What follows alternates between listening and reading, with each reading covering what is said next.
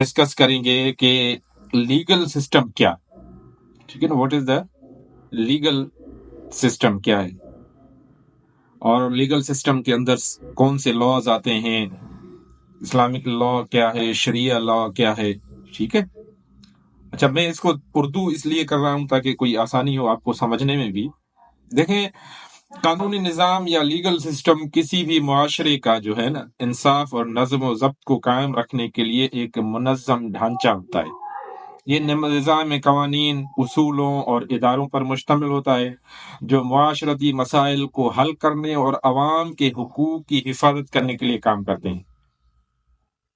آج کے جو لیکچر ہے اس میں ہم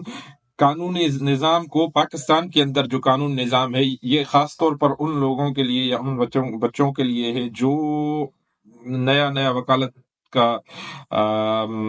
علم پڑھ رہے ہیں اور کوشش کر رہے ہیں کہ وکالت کو جانے، لیگل سسٹم کو جانے، ان کے لیے ہے